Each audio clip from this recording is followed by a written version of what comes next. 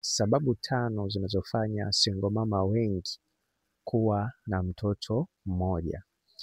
Watu wengi wanajiuliza kwa nini masingle mama wengi wanakuwa na mtoto mmoja. Wengi wao, japokuwa wapo masingle mama ambao wana watoto zaidi ya wawili au zaidi ya mmoja, lakini 90% au 70%, naweza nikasema single mama wengi wana mtoto mmoja. Kwa hiyo nimeweza kusogezea sababu 5 ambazo zinafanya single mama kuwa na mtoto mmoja. Sababu ya kwanza kabisa ni kutokuwa na imani na wanaume baada ya kutelekezwa au kuachwa na mwanaume ambaye alimtwisha mimba. Ni muhimu sana kujua kwamba hii ni mojawapo ya sababu kubwa sana ambayo inafanya single mama wengi kuwa na mtoto mmoja, yaani kwa sababu ya kutowaamini tena wanaume. Kwa hiyo kutokana hii inakuwa ni ngumu mwanamke au single mama kuweza kupata mtoto mwingine. Na pia sababu ya pili ni sababu ya kuchagua maisha ya kudanga. Single mama wengi wamechagua maisha ya kudanga.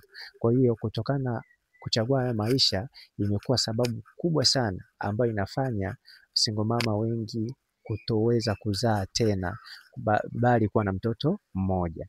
Na pia sababu ya tatu ni sababu ya kuchagua mtu ambaye anamtaka ili aweze kufunga naye ndoa.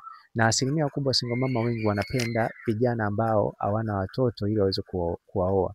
Kwa hiyo hii imeweza kupelekea iwe sababu kubwa ya single mama wengi kukosa kuzaa mtoto, kwa sababu wanajikuta vijana wengi ambao hawana watoto huwa ni ngumu sana kuweza kufunga ndoa na mwanamke ambaye ana mtoto. Kwa hiyo inakuwa ni ngumu sana kuzaa naye. Kwa hiyo hii pia ni mojawapo ya sababu. Na pia sababu ya 4 ni sababu ya kutoamini au sababu ya kuhisi kwamba atazaa na wanaume tofauti tofauti, yani atakuwa na watoto wengi ambao wana baba tofauti tofauti. Kwa hiyo pia ni mojawapo ya sababu kubwa sana ambayo inafanya single mama wengi kuwa na mtoto mmoja. Na pia sababu nyingine ni sababu ya kuchagua maisha ya kuwa single. Wanawake wengi ambao ni single mama, wengi wao wamechagua maisha ya kuwa single mama. Hawataki kusumbuliwa, hawataki kelele za wanaume. Kwa hiyo pia ni mojawapo ya sababu ambayo imefanya single mama wengi kuwa na mtoto mmoja. Kama unahitaji kupata ushauri ama kupata kitabu hiki ambacho kitakusaidia kuweza kuingia katika ndoa sahihi au mahusiano sahihi, hakikisha unanicheki WhatsApp. Kitabu hiki kinauzwa shilingi 15,000.